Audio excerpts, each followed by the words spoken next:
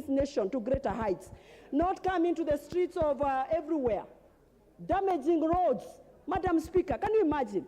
This road, Madam Speaker, it is the one I use. It is the one they use. When you are sick, the ambulances uses that road. When they are going to the airport, they use that road.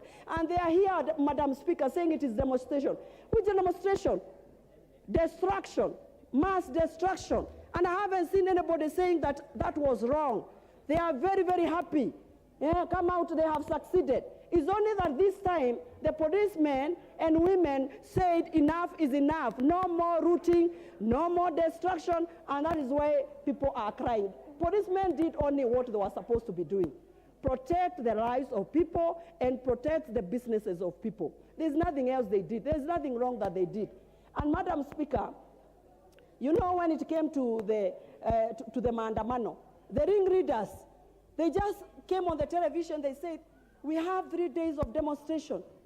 I looked for the readers who had called for the maandamano. I did not find them anywhere.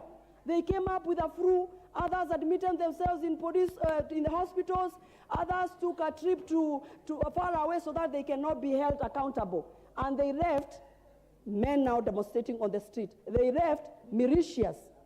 Madam Speaker, people who come from my region, they don't want to hear the word militia. We know what it does to people. We know when the militias were there, what it did to our people. These are people who come, when you are on your way home, they attack you, they finish you. And that is exactly, Madam Speaker, what was happening in this town. Killings, people coming out, stealing life. They enter a supermarket. They rob that supermarket. They rob people on the way. And there's nobody who is talking about it. Those people in this town, you can imagine, Madam Speaker, we have just come up from a season of COVID-19. When businesses are starting to peak, then here you close your businesses for 3 days. And if you don't, we saw buses being torched. We saw matatus being torched. It is not fair, and there's nobody who is condemning that. And the readers are here saying, oh, we are suffering from flu, others they were aware.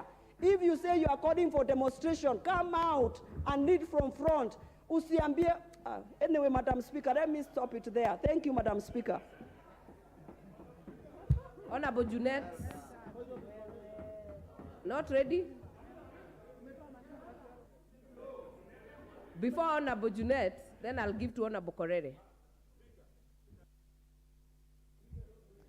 Shukrani, Mheshimiwa Spika, na napenda pia kumshukuru Mheshimiwa Rosa, na pia kumpa pole zangu kama mbunge wa Laikipia Kaskazini kwake yeye na wale kina mama wote na wazazi ambao wamepoteza watoto. Na Mheshimiwa Spika, napenda tu kuongea kama mama. Na niseme kwamba Waswahili wanasema mkuki ni mtamu kwa nguruwe, lakini kwa binadamu ni uchungu. Na Mheshimiwa Spika, naomba ndugu zetu wote katika bunge hii, kwa sababu nafikiri lengo na Mheshimiwa Rosa kuwakilisha mswada huu ni ili tujadiliane na kupata njia kabambe ya kuweza kutatua shida iliyo mbele yetu. Na Mheshimiwa Spika, ukweli tuseme ukweli.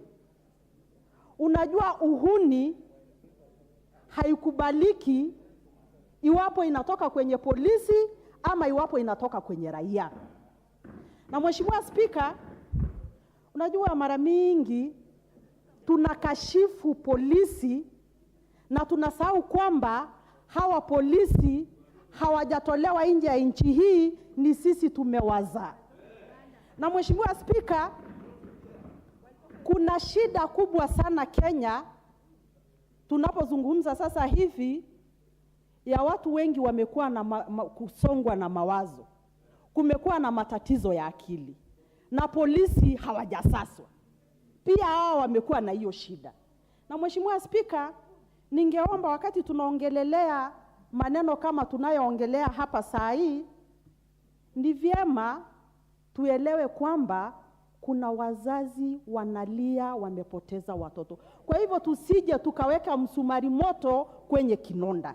Lakini pia ndugu zetu kutoka upande wa upinzani, ningependa kuwaomba kwa heshima, iwapo hawa vijana watakuwa wanakufa kila wiki, jameni, na nyinyi teremsheni kiburi chenu na muweze kusimamisha ya maandamano. Na iwapo hiyo haiwezekani, hakikisheni mara nyingine tukijadiliana hapa, wabunge 3 wamepigwa risasi, ile pia tuweze kujua vile nyinyi mtasikia. Lakini unajua Mheshimiwa Spika, mimi nilisema mimi nitasema, manake mimi nakuanga Jubilee na sitaki kujua nani atakasirika ama atafurahi vile nitaongea. Lakini Mheshimiwa Spika, mimi nilitazama kwenye runinga na nikajiuliza swali. Mimi nimeshawahi panga maandamano katika eneo bunge langu la Laikipia Kaskazini, nikilalamikia maneno 1-2 ambayo ni tatizo la watu wangu na ni tatizo langu. Na kila wakati Mheshimiwa Spika, mimi nimewasha biashara ya bunge hii na mimi mwenyewe nimeongoza hayo maandamano. Na Mheshimiwa Spika, siku moja nilipewa kichapo cha umbwa na polisi. Kwa hivyo pia inastahili sisi kama wabunge, kamati ya usalama na wabunge wengine tuchunguze, tujue haswa polisi walifanya makosa gani na waandamanaji walifanya makosa gani, ili tusije tu tukaanza kuzungumza kufurahisha nafsi zetu na kusahau kwamba iwapo Kenya itachomeka, hamna nchi nyingine mtaita nchi. Kenya ikishomeka, Kenya kwanza imechomeka, Azimio imechomeka. Na Mheshimiwa Spika, ningependa tu kuwarai ndugu zetu, tuliweza kuweka mfano mzuri na wa kuigwa katika kanda ya Afrika na dunia nzima wakati tulipiga kura, na iwapo kiongozi wa Azimio hakukubaliana na matamshi ya majaji, lakini aliheshimu. Unajua kuna kukubaliana na kuheshimu. Hakukubaliana lakini aliheshimu, na tukaweza kuweka mfano wa kuigwa katika dunia hii.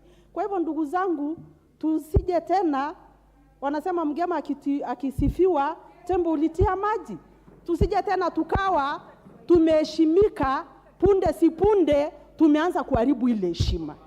Kwa hivyo ndugu zangu, mimi nataka kuwaomba, mnapojadili haya, mjadili mkijua wale wamekufa ni watoto wa binadamu, na pia polisi wamekufa. Na kama polisi walikufa, waliuawa na nani? Manake sidhani kuna polisi waliua wenzao. Kwa hivyo mimi nataka kusema hivi, kuna makosa yametokea. Asante Mheshimiwa Korere. Muda wako umeisha. Mheshimiwa Junet.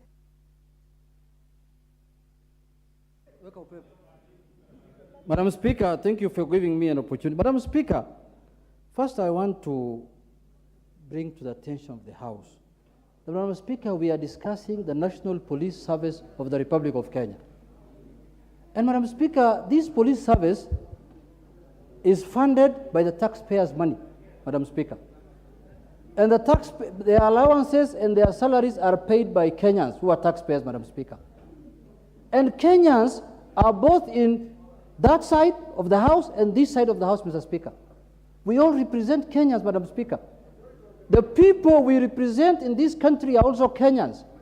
We are not representing here Tanzanians or Ugandans, Madam Speaker.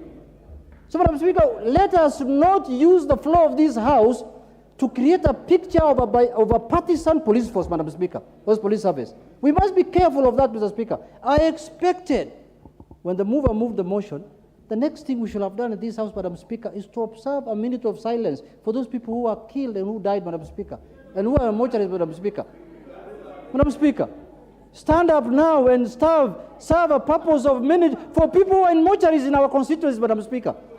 We are just putting on suits here, but we are not happy, Madam Speaker. We are stand up and observe a minute of silence, Madam Speaker. Let's observe a minute of silence.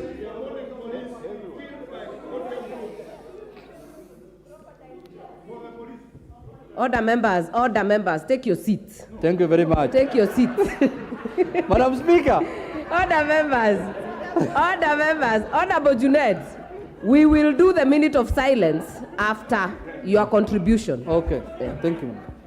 Madam Speaker. Madam Speaker, my time is running. Madam Speaker, the most shocking thing in our country, Madam Speaker, is the way things change. The more things change, the more they remain the same. Madam Speaker, people have been complaining about police force since independence. And a new constitution was brought into this country, Madam Speaker, which changed the police force from the former police commissioner to IG to police service. And the constitution is very clear, Madam Speaker. It's saying national security is subject to authority of this constitution and parliament. Madam Speaker, it is us who are supposed to hold the police force accountable. And that's what we are doing this afternoon, Madam Speaker. This is where they are supposed to be held accountable for their actions and commissions and omissions, Madam Speaker. So, Madam Speaker, if we are the ones here who want to defend them as though they are our gardeners or our staff at home, then, Madam Speaker, we are lost. Where else will they be held accountable if it's not on the floor of this House, Madam Speaker? Madam Speaker, if we don't question on the floor of this House the death of 30 or 40 Kenyans, where else are we going to ask it? In the streets? Madam Speaker, we must take our responsibility as a House very serious. And this is where issues of concern to the nation is discussed, Madam Speaker. Madam Speaker, I want to say this categorically. Personally, where I represent my constituency, we have lost people. And I don't think we have lost these people in the right way. They have died death which was not theirs, Madam Speaker. Madam Speaker, I was listening to Honorable Pokose. He said some of the people who were shot from the back. I want to tell you that those people were shot because they were running away from the police. So when you're running away, it is your back that faces the police. It's not your face. When you face them and then they put a tear gas on your face, you run away. When you run away, they shoot you on the back. That is how they died, Madam Speaker. Madam Speaker, let me proceed. Madam Speaker, let me ask you something. What is out of order, Honorable Pukose? Thank you, Madam Speaker. Madam Speaker, the Honorable Junet has, I don't know whether you are being distracted when he was making this allegation.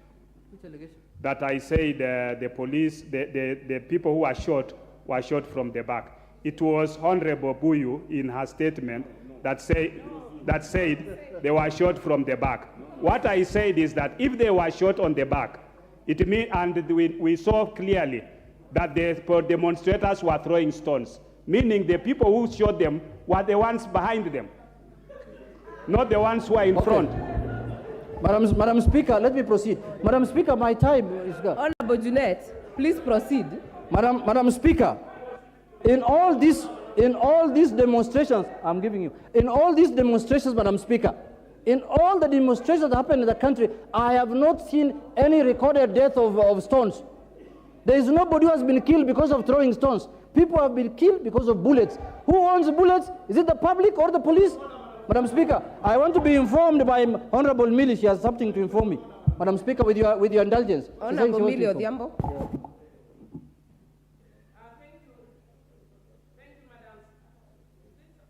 Yeah. Thank you, Madam Speaker, for giving me this opportunity. Madam Speaker, I wish to inform Honorable Junet Mohammed that there are actually videos going around that it is very clear that the gunshots were coming directly from the police, those in uniform and those without, and there were police who we can actually see their faces clearly. Point of order. What is your point of order, member for? Honorable Millie Odhiambo, I don't want us to use points of orders and information to debate. Honorable member for Madeira, what is out of order?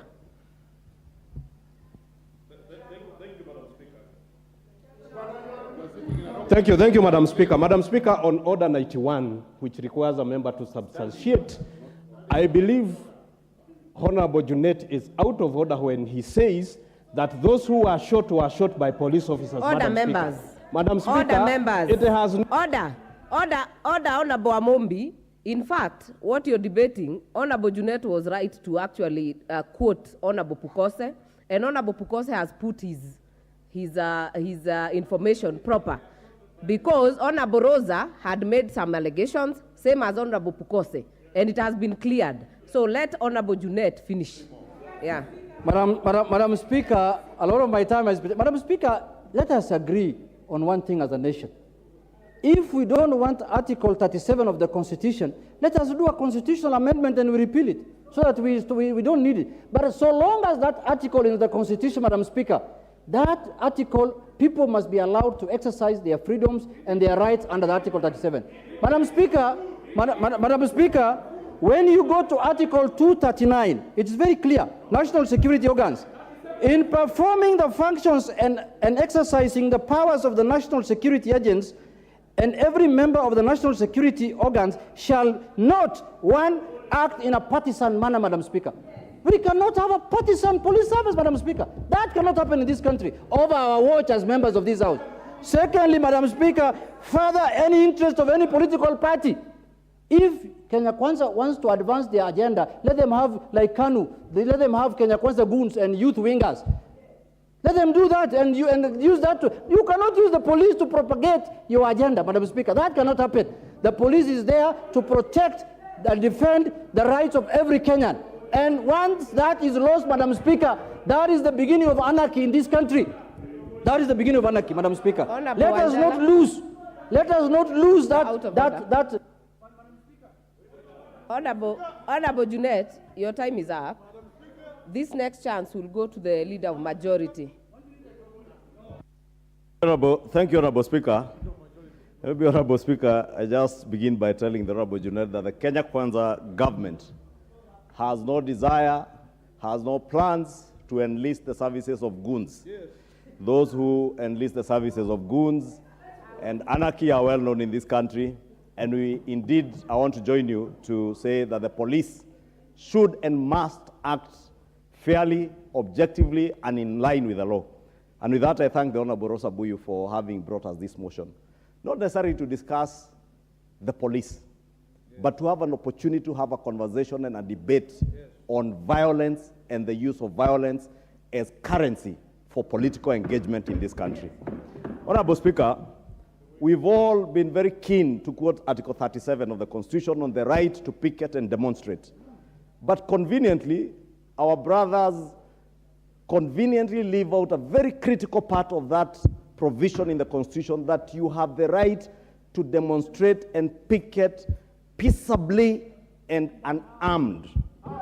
Honorable Speaker, what we have witnessed in this country in the last 7 or so months is not, these are not demonstrations. No picketing. What we have witnessed is sheer anarchy.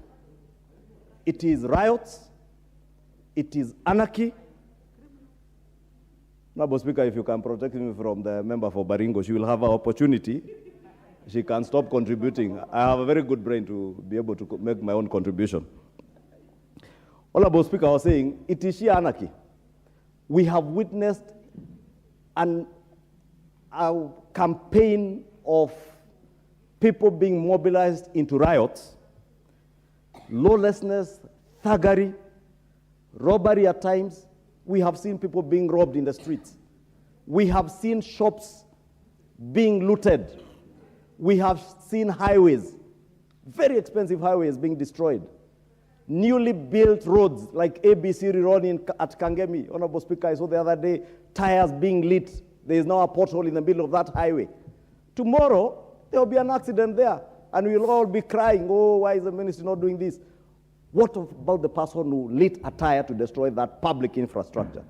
I remember last term, when President Uhuru Kenyatta said, as he commissioned the Nairobi-Naivasha Railway, that any person who destroyed public infrastructure, he will not hesitate. In fact, if I quote, he said, haki ya Mungu, nitaweka sahihi anyongwe. I'm not saying anybody, President Ruto should sign for those who destroy the expressway to be hanged or to be executed, but I'm saying we must be responsible as leaders. We are using heavy words today here, and that's why I took great exception to the use of the term genocide by the Honorable Samuel Atandi. We have used words like communities are being targeted. The Luo nation is under siege. It is being targeted. Honorable Speaker, it is true.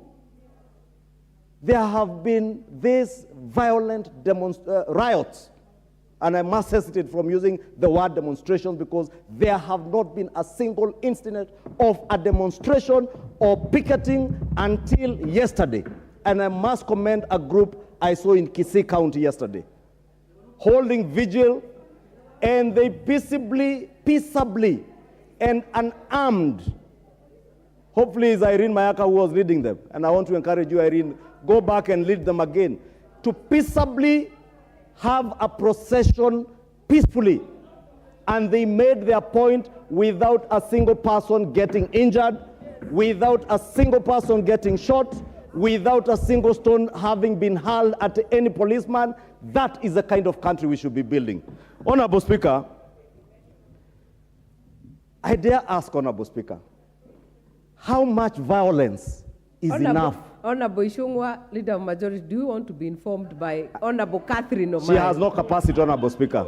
She has no capacity to inform me on anything, on any subject. Honorable Speaker, I was asking, how much violence is enough? How much bloodshed, Honorable Speaker?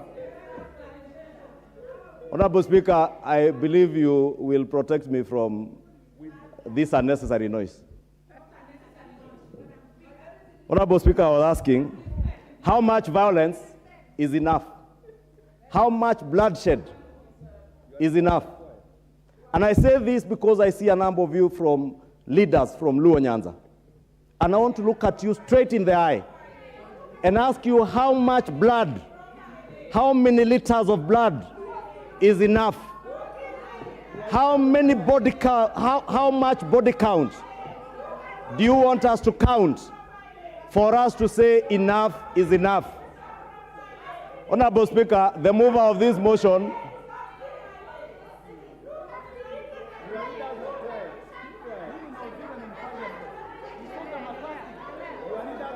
Honorable Speaker, I am posing... Honorable Otiende, what is out of order?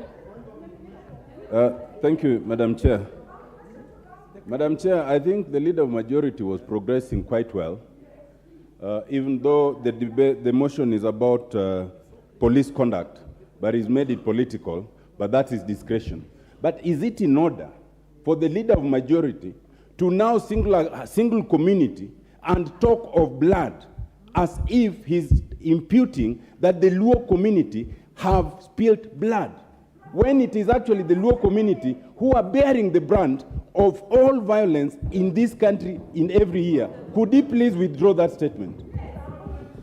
Honorable Speaker, if you can protect me from Rosa Buyu, Honorable Speaker, or can you, Honorable Speaker, can you allow Honorable Rosa Buyu, Honorable members, to say what she's saying on record so that she's not shouting?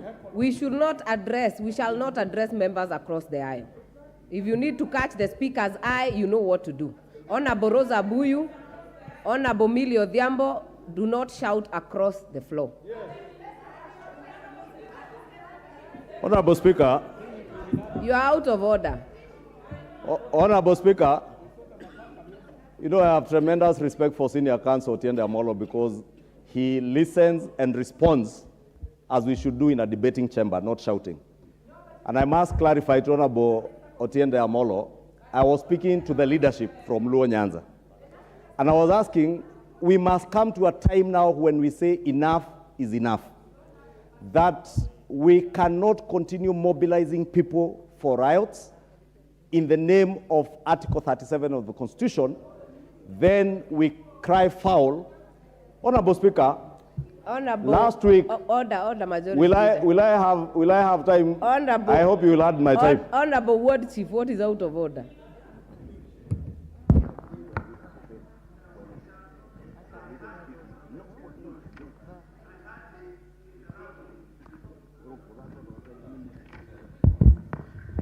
Madam Speaker, in this House, I hardly interrupt people. But some positions need to be respected. Know what you are saying, how you are saying it, and to who. This thing is not about Luos. Is it in order to say what is saying and profiling Luo here, and on the same vein, you are sending Atandia out? Must he not also be subjected to the same standard? Shame.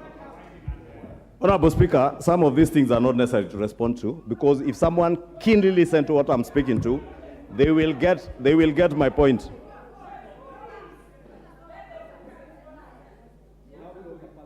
Other members, I really will actually engage and indulge us to actually just observe decorum, because I have had an Honorable Otiende Amolo, you can confirm that this came from this side of my left initially.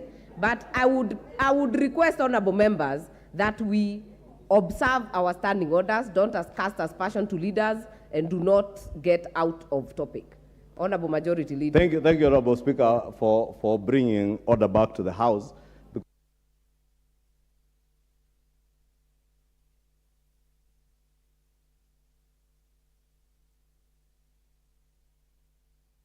Or the use of the terms like genocide, like targeting of communities. We already ruled on that, Majority and Leader. that is what, Avoid Honorable it. Speaker, I was responding to. Yeah.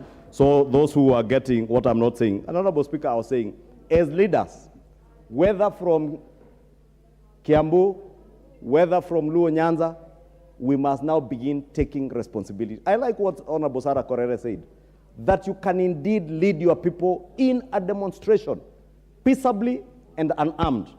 Honorable Speaker, last week, in Kangemi, there were people firing gunshots at the police. Honorable Speaker, in Mlolongo, in Kitengela, there was use of firearms by people who are not policemen. Honorable Speaker, we have used heavy terms like militia. And I remember when KJ, Honorable Speaker, can you protect me? Because there are only 3 members, Honorable Speaker, you have capacity to protect me. Other members, we have done very well until this point. So let us not shout across the floor. If you want to put an intervention, you know what to do, honorable members. You know, Honorable Speaker, I have been here long enough to know these tactics. What is out of order?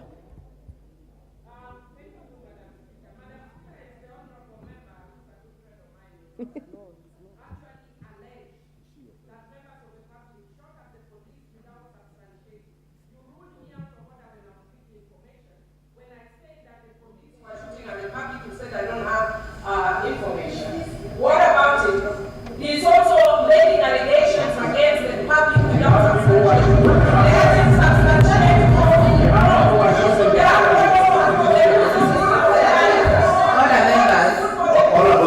Other members, you know I have listened to all of you.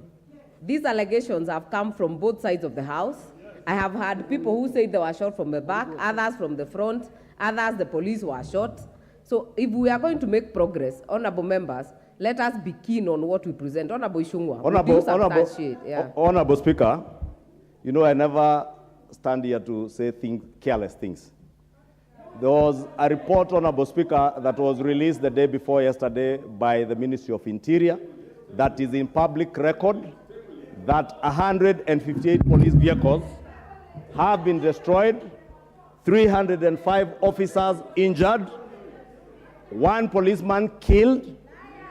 Honorable Speaker, when I said there was fire towards the police in Kangemi, indeed, I happened to be in the vicinity that day, attending a funeral, Honorable Speaker, in a church. And the Honorable KJ, because I was with the Honorable KJ, he can tell you, as we waited, policemen had to take cover because there were gunshots coming from the crowd. Honorable Speaker, when the Honorable Pio and I was challenged on the use of the word militia, I want to state that it is indeed true. There has been a militia that has been used in these riots that have purported to be demonstrations. Honorable Speaker, you saw even our mainstream media houses cover incidences in Kitengela, where members of the public were alluding to the fact that all the people who were purportedly demonstrating in Kitengela were outsiders who were ferried into Kitengela using public service vehicles. Order, members. And you must add me time, Honorable Speaker. Order, members. I know so many of us want to speak, and I want to confirm we have a lot of time for everyone to speak. We have an hour and a half to go. So we will speak. So we will give the majority leader to wind up, because your time is up, majority Honorable leader. Speaker, you will add me the time that I have been disrupted, and I had time, 3 minutes, 20 seconds. Honorable Speaker, I was saying, if you listen to the people in Kitengela, saying that people were brought in to Kitengela in the morning, the violence that was meted out in Mlolongo was never by the people of Mlolongo or Mavoko, but it's outsiders who were brought in. Honorable Speaker, when you speak about militia, we know the militia and criminal gangs that have been used politically in this country since time immemorial. You know who dons out of order, the Mungiki sect and Mungiki militia. You Mr. know Speaker, who works with my them. point of order is this. Order. You know who... Well, my point of order is this, Mr. Speaker. Order. What is out of order, Honorable Junet? Madam Speaker, my point of order is this, with a tremendous respect to the majority leader. Madam Speaker, he's alluding to here that there were people who were ferried from outside to Kitengela. Madam Speaker, the question I wanted to ask is, what kind of inept and useless government is he running not to know that people were ferried at night there to go and cause havoc, and he's just sleeping? He's a majority leader. He should have known it by night, Madam Speaker. Order, members. Order, members. I don't remember Honorable Ishungo being the intelligence boss or anything like that, but please continue.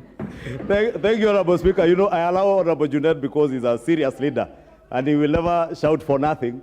He will state things, but the day I run a government, you will get to know. Now I'm not running one, Honorable Junet. But I was saying, Honorable Speaker, these are facts that I'm speaking to, that there have been people who have been mobilized, criminal elements, and the police must deal with all criminals, whether within the political circles or outside the political circles, Honorable Speaker. Honorable Speaker, I was saying in Mlolongo, Honorable Speaker, when people were demolishing the expressway, and Honorable Junet knows where he was, and he knows that.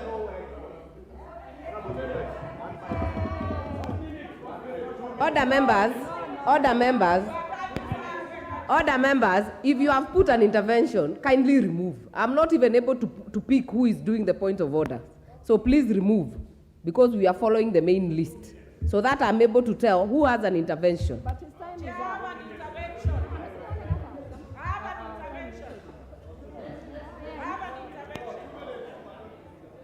His time is up.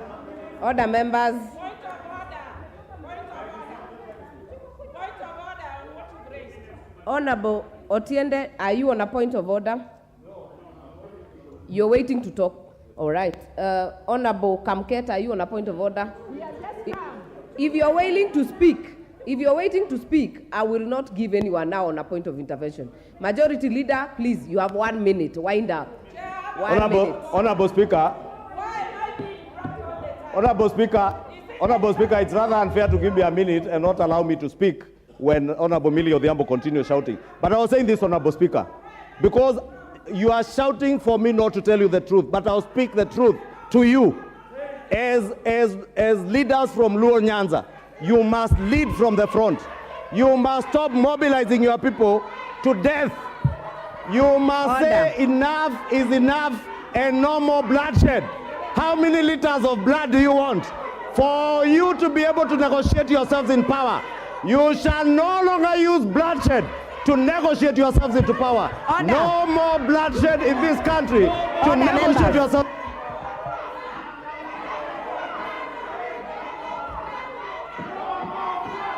Order.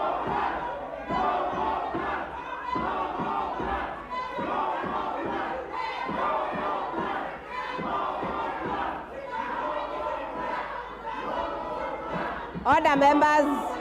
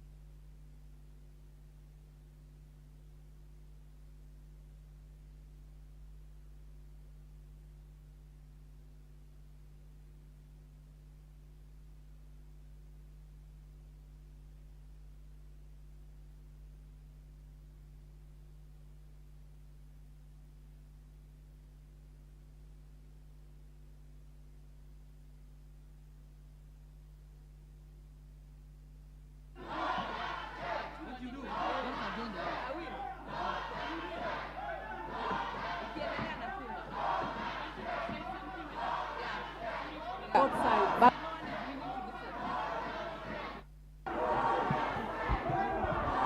Order. Order, members. Order, members.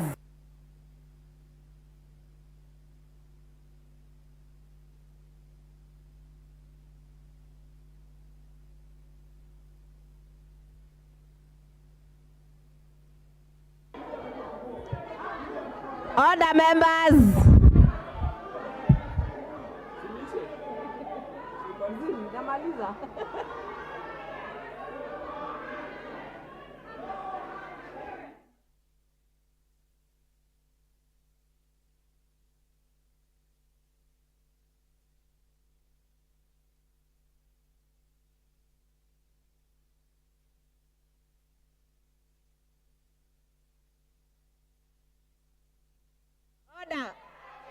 Order Irene Mayaka, Honorable Mbaka, Honorable Irene Joki, take your seats.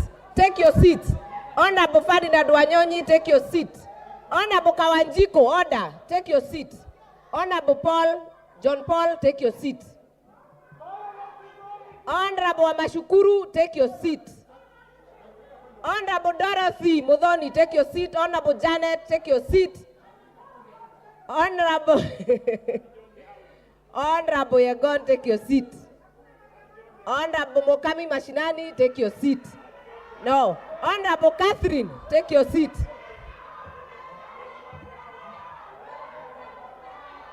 Honorable Mishimboko, take your seat.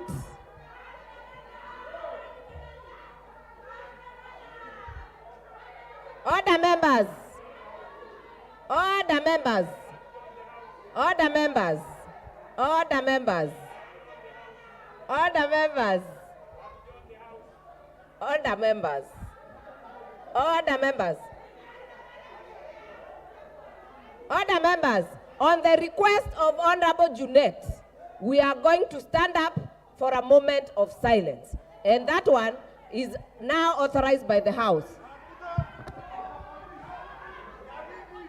Order. Order, members.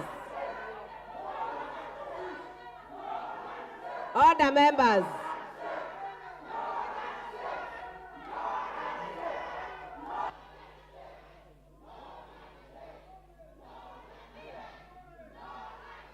Order. Order, members. Honorable Fatuma, Honorable Fatuma, Honorable Kawanjiko, silence. Order, members. This moment of silence is for everybody. For the police, for the others, all of them. Order. Order, members. Order, members. Order, members. Order, Honorable Rosa Buyu. This is your motion. This is your motion. This is your motion. This is your motion.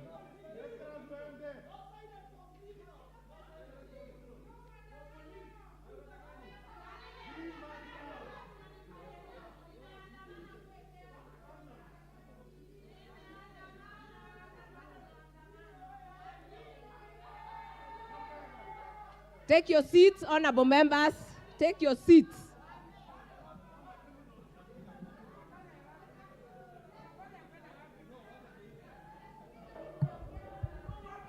Order, members, we'll continue with this motion. Order, members. Order. Order. Order, members. Order, members. We have a lot of interest on this motion, and we want to give members time to ventilate on this motion because it is important. So I ask all of you to maintain decorum in the House. Majority Leader, 30 seconds. 30 seconds. Honorable Speaker, thank you for bringing us back to order. I was going to conclude, Honorable Speaker, and say that we must, as leaders, declare that enough is enough. No more blood should be shed in this country.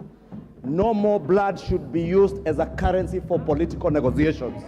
And for the record, Honorable Speaker, and as government spokesperson in this House, I want to say for the record, even with the bloodshed, Honorable Speaker, there shall be no handshake. We shall not allow people to use bloodshed, violence, and anarchy as currency for political negotiations. Honorable Speaker, your time is up. Your time is up. Order. Order, members. Order, members. There is a lot of interest on this motion, and I want many of us to contribute. So the next chance will go to the member for Makueni, Honorable Susan Kiamba. Thank you, Madam Speaker, for giving me an opportunity to make my contribution on this very important motion. Thanking Rose Ombuyu Mheshimiwa for bringing it to the floor of the House, because foremost, I think I am among the members who have come to the Parliament for the first time. And one reason why I wanted to come to Parliament, because I've been in the community development, I wanted to come to a place where at one button we can institutionalize change. I came to Parliament because I thought Parliament is the place where if you want this country to change, at a split of a second, we agree on something and it changes the whole country. So, Madam Speaker, listen, I'm contributing to this motion. So basically, Madam Speaker, in this particular country, Honorable Wako, what is out all of the order? members in this particular... Honorable Susan, order. What's wrong? I'm not saying anything.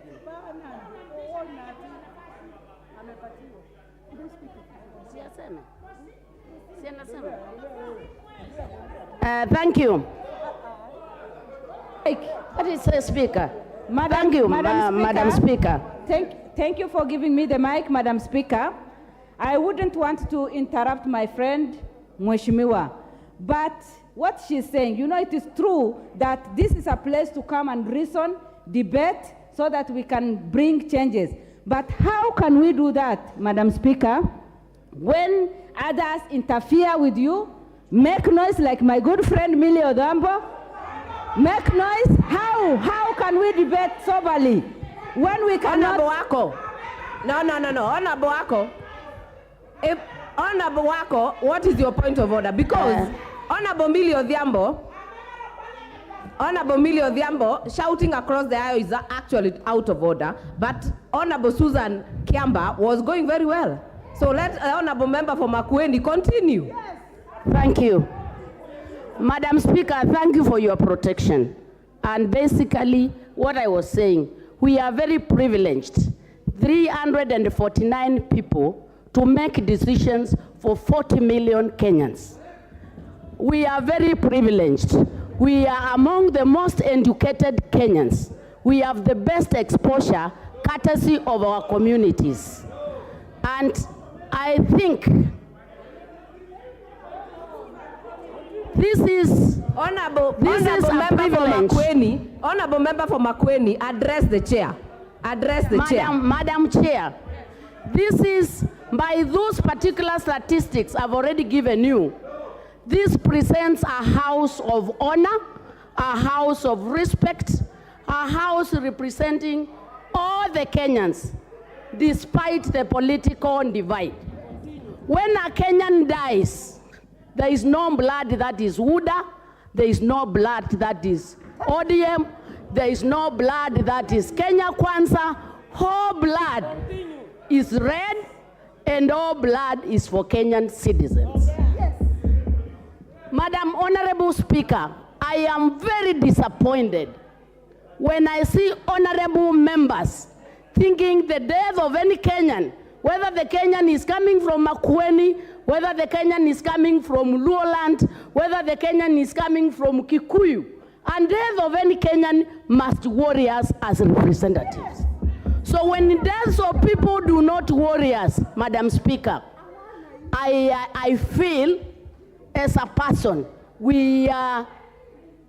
I I feel as a house, we are degrading our status that this nation has actually given to us to make decisions on behalf of the 50 million Kenyans. Madam Speaker, I once worked in South Sudan, and I thought it was crazy when one time I took my colleague who had an accident to a mediation place by the government. And the person who was mediating said, "We are going to jail you, Kenyan, because if you did not leave Kenya, this accident would not have happened." I thought that was very absurd until I heard it, Madam Speaker, in this honorable house. When somebody says, you would not have been killed if you were not on the street. I think there is no law in this country, there is no law in this country even that allows anybody to be killed because you were found somewhere stealing. What is out of order, Leader of Majority? There are methods that are actually can be used. Honorable Can I Speaker, continue? the member on her feet is quoting. What is out of order? Honorable Speaker, I was waiting for the ones who have a trophy in shouting to finish shouting, then I articulate my point of order. The member who was on her feet, clearly articulating very good points about incidences in South Sudan, is alleging that a member, without naming that member, and if I remember, Honorable Speaker, if you can protect me from these ones. Honorable Speaker, the member who spoke about that, the member who spoke about people being mobilized, Honorable Speaker, was Honorable Pukose. I also alluded to the fact that there are people who are mobilizing people to riot. And nobody alluded to the fact, Honorable Speaker, that if you are not in the street, you will not be shot. Because you have the right to protest, but you must do so peaceably and unarmed. When you have Mungiki to go and terrorize people in Kitengela, those are people who must be dealt with in line with the law. Majority Therefore, Leader, Honorable Speaker, that is a point criminals for debate. must be... That is a point for debate. Honorable member for Makueni. Wait for the microphone. Wait for the microphone. Thank you, Madam Speaker, for your protection. And I think I'm making a very strong point. Even a Kenyan who is found on stealing, the first point is not to kill the Kenyan. We have trained police who can arrest, who can actually do anything else apart from stealing, apart from killing. I think the last option that a Kenyan police has is to kill, and in very rare circumstances. I find it very difficult. What is your point? Madam Speaker, I find it very difficult when anybody justifies killing, honorable member, like in breaking cups. Point of order, Madam Speaker. It is important to inform.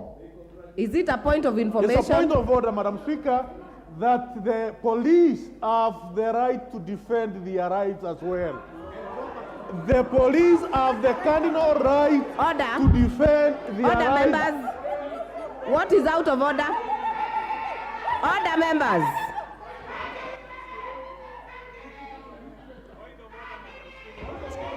Order, members. Thank you, Madam Speaker. Thank you, Madam Speaker. Order, members. What is your point of order?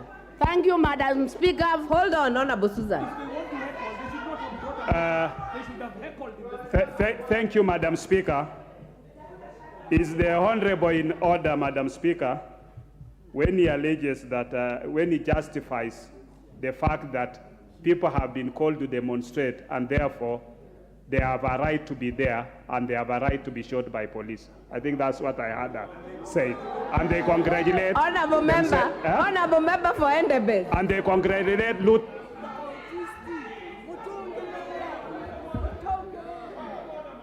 Honorable members, at the start of this sitting, Senior Counsel Otiende Amolo raised a very important point to the Speaker: abuse of points of orders. So please, if something is not out of order, let let the members to finish. What is out of order? What is out of order? Madam Speaker, under your watch, there has been perennial an observance of the roles of this House. Madam Speaker, there is a reason why standing orders provide instruments with which members can bring issues to the floor. Heckling is not one of the instruments, Madam Speaker. So if any individual wants to prosecute a matter, there is a reason why they brought this adjournment motion. You cannot use unconventional instruments on this House while you are the sponsor of the adjournment motion. If you wanted to prosecute the matter by heckling, you could have heckled elsewhere. You cannot sponsor an adjournment motion and heckle through the... Honorable KJ, other members, you have made your point, but I want to agree with you. The heckling is unparliamentary, it is out of order. And let me finish. This heckling, other members, this heckling is not a preserve of one side. So I would really request both sides to maintain decorum. Member for Makueni, please continue. Thank you, Madam Speaker, for your continued protection. And I think all of us should agree in unison that in this country, when we talk about police brutality, whether it's something we should actually look at. Yes. You're done, thank you. Honorable members. What? Order members.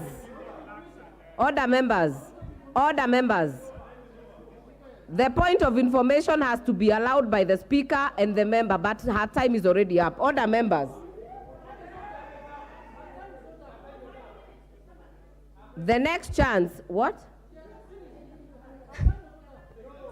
Order members. I want, Honorable Susan, I'll give you 1 minute. Wind up and make sure you use it to wind up, and then I'll give to the others. My last comment. If you look at the people who were killed, if you do analysis, you will find they were in the ages of 13 to 23. Anybody who has ever attended a unit of sociology knows how young people behave anytime there is commotions. Already, when you kill somebody on that age, people were just going, some of them out, like in my constituency. The young man was fetching water and he went to just check. So how can a police force that we have employed continue killing young people as young as 13 to 23? We have all the data. So I think, Madam Speaker, I think this House... What is the point of order? Honorable Ruto? I think this House, with all due respect, I think in this House, we should raise up to the occasion and be accountable, make the police accountable to this House. Thank you. Madam Speaker, thank you for this opportunity. Is it in order for the honorable member to allege that police shot at a 13-year-old child? I mean, in that case, where did the 13-year-old child appear in the demonstration and destruction? Because the point where police met with the demonstrators is where there was destruction. So in this case, where was the 13? Those are allegations, and it should be substantiated according to the standing order. Because it's an honorable House, it should not go on record that a 13-year-old child has been alleged to have been shot in a demonstration. And then someone has to take responsibility. Why do you bring children to the demonstration? Thank you. Order, Honorable Irene Mayaka. Shouting across the aisle will not be permitted. Let us maintain decorum. All of us will get to speak. The next chance I'll give to the Honorable Member for Buri. Honorable Rindikiri Mogambi. Thank you, Madam Speaker. I want to pick from the point that death is death. And I'm not used to making allegations, but when I was in the farm in Narok, one of my shops was being raided in Kitengela. And as a community of businessmen in Kitengela, we were very keen to give instruction to check the people who are demonstrating. And it was very clear there's nobody from Kitengela who participated in those demonstrations. There are people who came, strangers, and they did what they did. What we want to ask ourselves, and we should not play only thou to please our masters. What we need to analyze is who organized these gangs to go and terrorize people's businesses.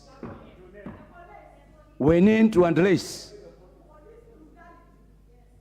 It's true you have the freedom to demonstrate, but it is incumbent upon the arrangements and the organizers of the demonstration or picketing to ensure, from their perspective, there is law and order. Madam Speaker, we are trivializing issues here. I don't believe in shouting. Where I come from, we don't shout. We listen and we speak. Madam Speaker, let people not members here think that others who are quiet, they know nothing. And shouting denotes a preserve of certain people. We are here as a house of decorum, and we are addressing an issue that has been brought forward by a member. What am I saying? We are in a situation where people must learn to say the truth. And we must start with the truth. The demonstration taking place has nothing to do with the cost of living. My observation, and I beg for attention, it is dread post-election violence which has been given time to prepare for the way forward. We all know, we have vast information. We have more deeper information. All of us, including Junet. The master organizers are known to Junet. The masters of the police, they are known to the police. So, when we come here and we play to the gallery, the matter is very serious, and we must go to the root cause of this problem. We must address where these people came from and who organized, who funded. We have to know why somebody who lives in Kisumu, works in Kisumu, is killed in Kitengela. We have to know who organized and made that 13-year-old boy to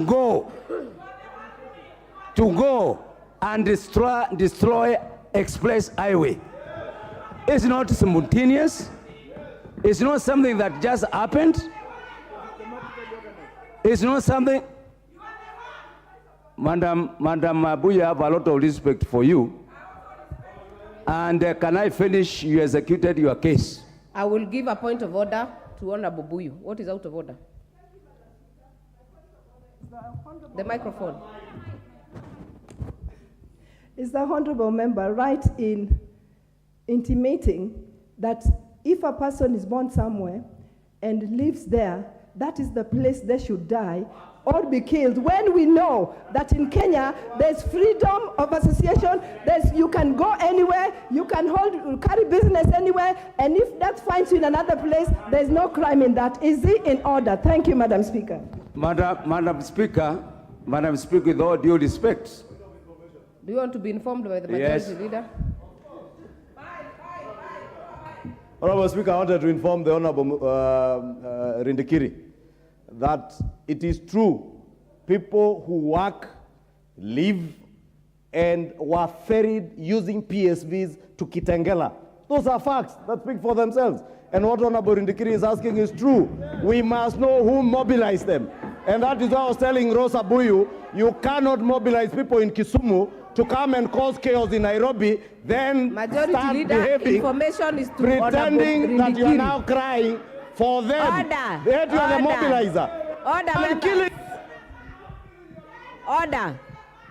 Majority leader, the information was to go to Honorable Rindikiri. Honorable Rindikiri, You have 1 minute. Wind up.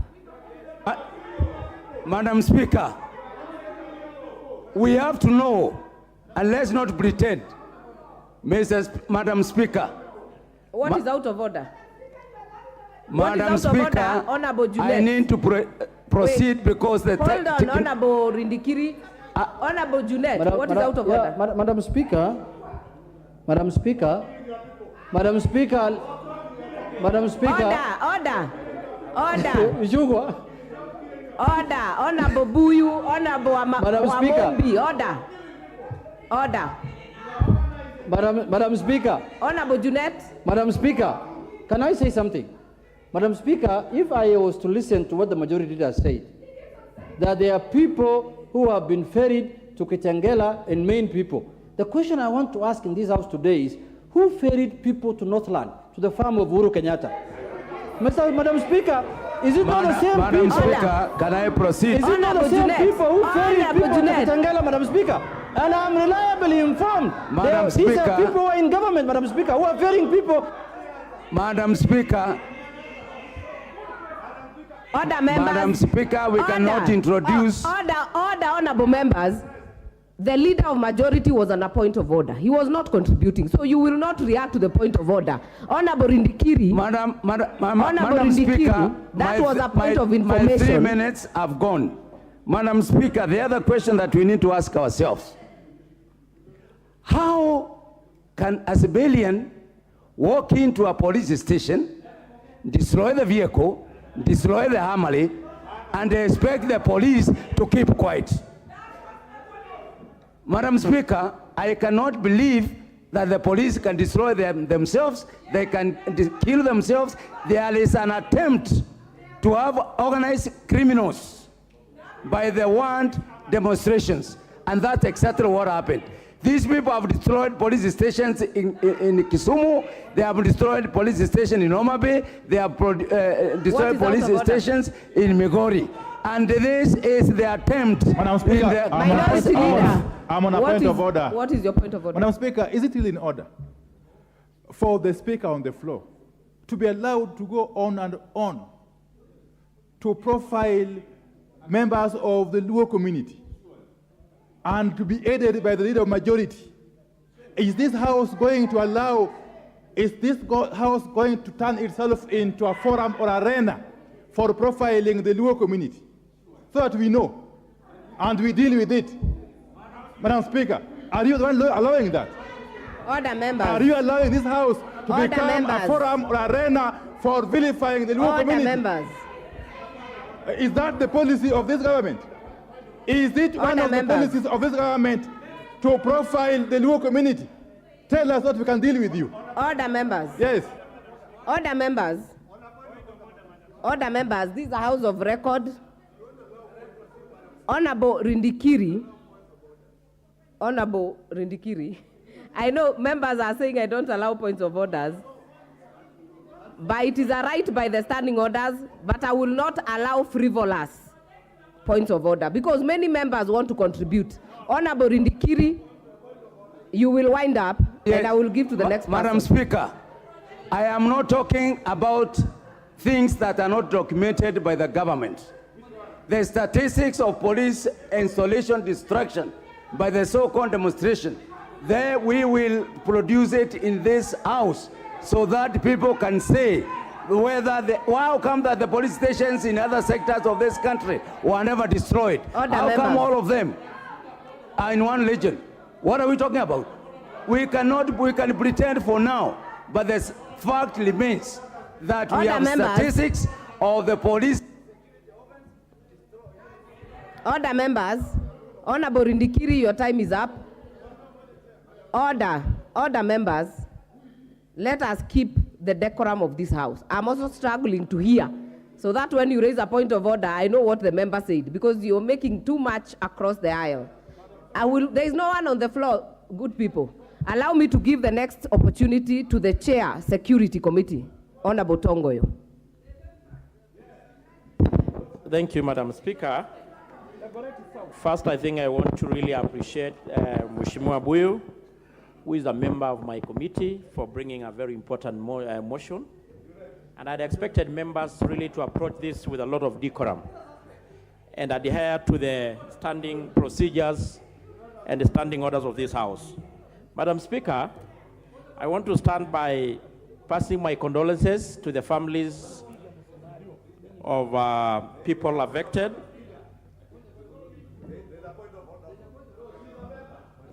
What is out of order?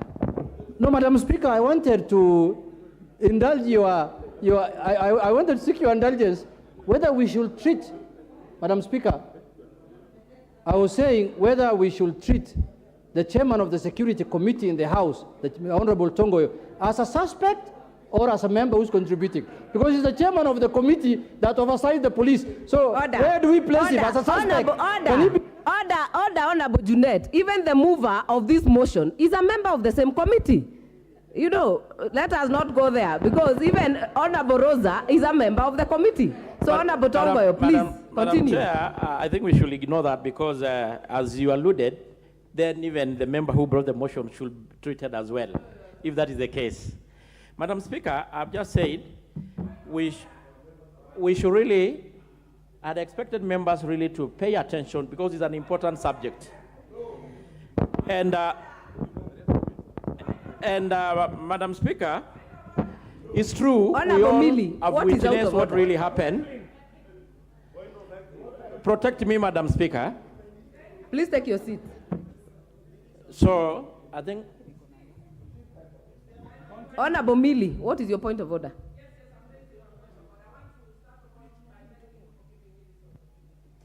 Chair, I'd actually tried to get your attention even earlier, but you had not seen. And my point of order, actually, I'm not even towards... There is no point of order. Chair. She has no point of order. She has no point of order. Is that almost 5 times. Is that a point of order? Is that a point of order? Honorable Millie Odhiambo, I have given you this microphone not once. Order, Honorable Millie. Order, Honorable Millie. Honorable Millie Odhiambo, you're an experienced member of this House. I have already given you the microphone, so I will just ignore that and continue with Honorable Tongoyo. On a point of order, Speaker. Point of information, sorry. Yeah. Point of information to Tongoyo. Call the suspect. Do you want to be informed? Yes. By the leader of majority. You know, Honorable Speaker, I wanted to inform the Honorable Tongoyo to ignore Honorable Millie because she says she knows me. And I know what she's alluding to. And I am not interested. Number 2, Honorable Speaker, the leader of minority justifiably said we must not turn this House or this debating chamber into a chamber for profiling a particular community. And I agree completely with Honorable Pio Wandai. And that is what I was pleading when I spoke to the leadership in Luo Nyanza, especially the mover of this motion, being a member of the Security Committee chaired by the Honorable Tongoyo, that you must not profile your own people because Kisumu is home to thousands of Kenyans, not Luos. It is no coincidence also, Honorable Rosa Buyu, that Kitengela is also home to many Kenyans, not one particular community. Therefore, I just want to inform Honorable Tongoyo that in his Committee on Security, he must also deal with the leaders who are profiling their own communities. Honorable Tongoyo, continue.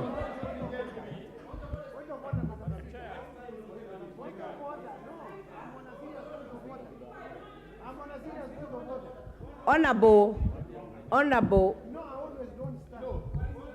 you will not stand. Take your seats. Take your seats. Take your seats. In fact, I have only 2 people who have put interventions here. So please, Honorable Tongoyo, continue. Switch off this mic. Honorable Harrison Kombe, what is your point of order?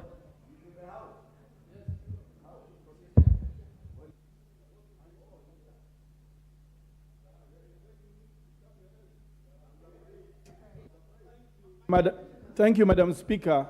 Madam Speaker, would I be in order to ask the chair to to ask those people rising on points of order to state which standing order they are standing for.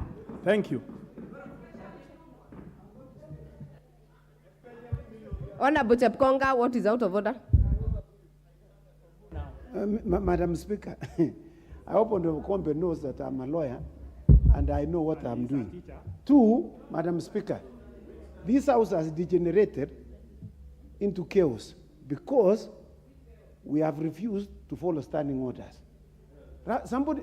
Standing order number 87 is very clear. No one should rise without stating on which standing order it is. And Madam Speaker, I now rise on standing order number 87 as read together with standing order number 34. Madam Speaker, there is no quorum in this house. We cannot continue debating very serious matters when there's no quorum. There's no quorum. Number 35, standing order 35. No, standing order 35. Madam Speaker, if at any time after the chair is taken or when the house is in the committee, there is no quorum, there is nothing to fear. There is no quorum in the house. And you know, I am a person who believes in order. There is no...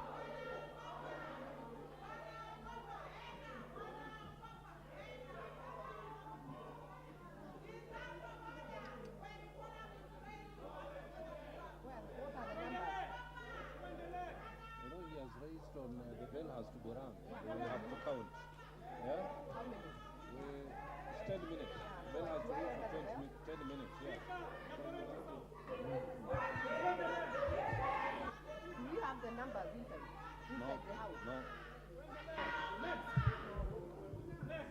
Order, members. Order, members. A member has risen in his position under standing order number 35. And I will therefore order the sergeant at arms to ring the bell for 10 minutes.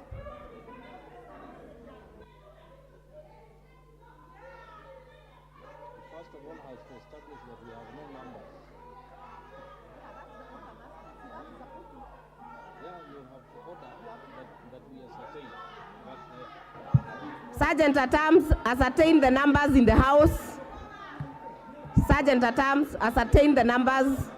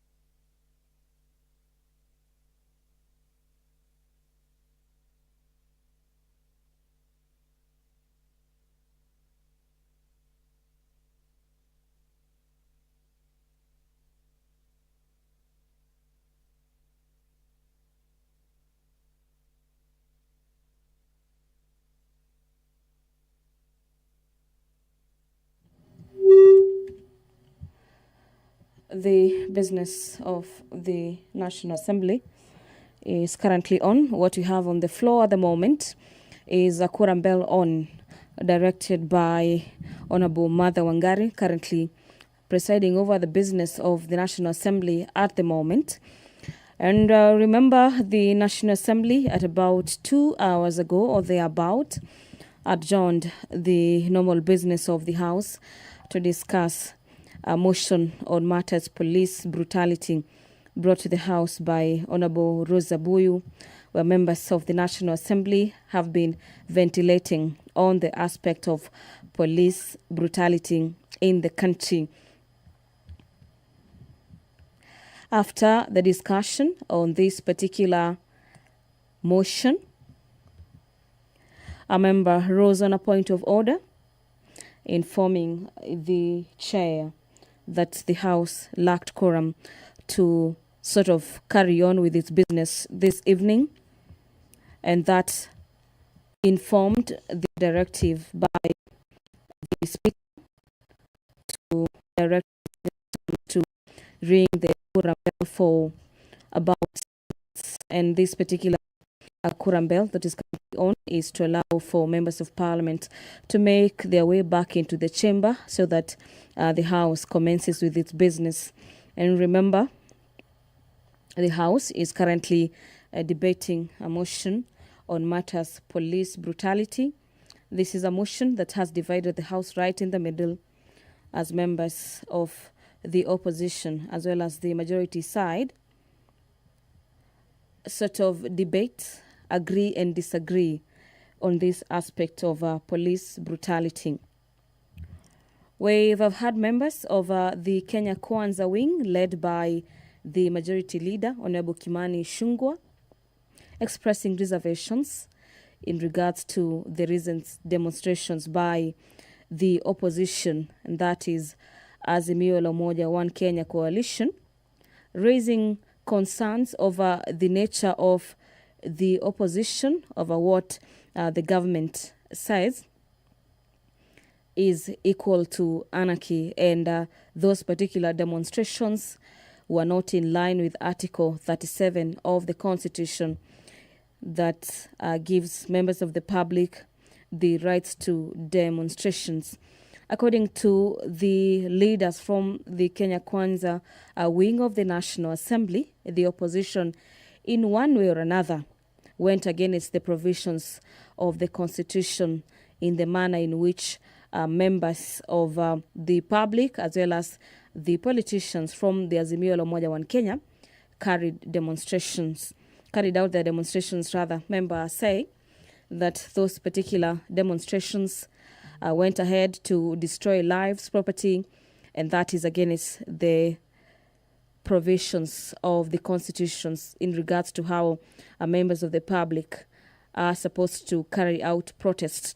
Away from what members of the Kenya Kwanza wing allege, we've had members of the opposition also having their chance on the floor, speaking into this particular issue. And of importance to note is that members of the opposition allege and are accusing the state of somewhat politicizing the police service, which they claim is a dangerous trend if we allow the country to go to that particular route.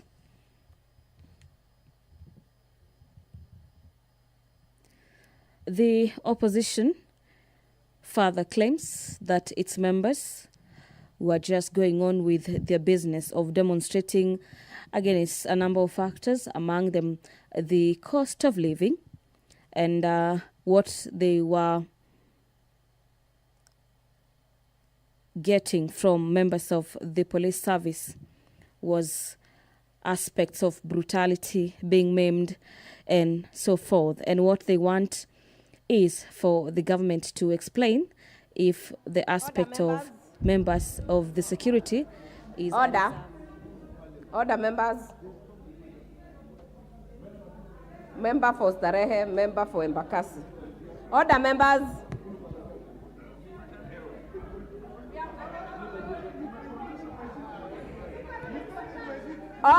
Order, members.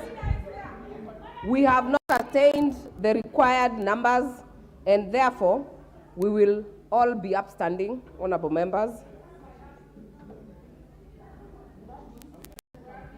And the time being 6:21 p.m., this House stands adjourned until Tuesday, 1st August 2023 at 2:30 p.m.